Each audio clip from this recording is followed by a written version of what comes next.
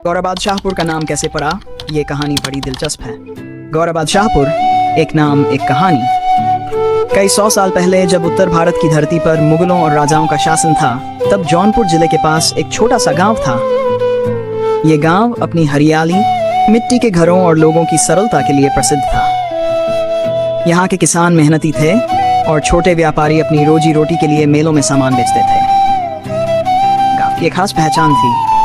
यहाँ के लोग बेहद ईमानदार और मिलनसार थे। बादशाह का फरमान, समय बीता और मुगल शासन की गूंज इस गांव तक पहुंची। एक दिन मुगल दरबार से एक बादशाह का सेनापति इस क्षेत्र में आया। उसने देखा कि यह गांव व्यापार और खेती के लिए बहुत उपयुक्त है। उसने बादशाह को यहाँ की विशेषताओं के बारे में बताया। बादशाह ने गांव को अपने प्रशासन के अधीन लेने का आदेश दिया और यहाँ एक नई व्यवस्था लागू की। धीरे धीरे यहाँ पर बादशाही हुकूमत का प्रभाव बढ़ने लगा।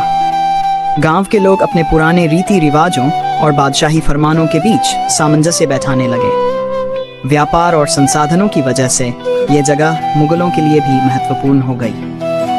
नामकरण की कहानी। कई वर्षों बाद जब इस क्षेत्र का नक्शा बनाया जाने लगा, तब दरबार के एक विद्वान ने कहा, यह स्थान पहले से ही गौरा नाम से जाना जाता है, लेकिन अब यह बादशाह की निगरानी में है। क्यों न इसे गौराबाद शाहपुर कहा जाए? बादशाह को यह नाम पसंद आया। उसने आधिकारिक रूप से इस क्षेत्र को गौराबाद शाहपुर घोषित कर दिया। इस तरह एक छोटे से गांव गौरा का नाम बदलकर गौराबाद शाहपुर रखा गया। आज का गौराबाद शाहपुर समय के साथ यहाँ की संस्कृति और परंपराएं बदलती रहीं, लेकिन लोग आज भी अपनी मिट्टी से जुड़े हैं।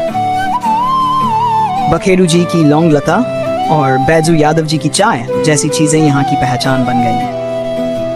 गांव के नौजवान अब नए सपने देख रहे हैं, पढ़ाई कर रहे हैं और अपने इलाके का नाम रोशन करने में लगे हैं। इस कहानी के एडिटर दीपक विश्वकर्मा इस ऐतिहासिक कहानी को संजोने और लोगों तक पहुंचाने का काम दीपक विश्वकर्मा कर रहे हैं। उनका सपना है कि गौराबाद शाहपुर की पहचान सिर्फ नक्शों और दस्तावेजों तक सीमित न रहे, बल्कि इसकी कहानियां हर किसी तक पहुंचे।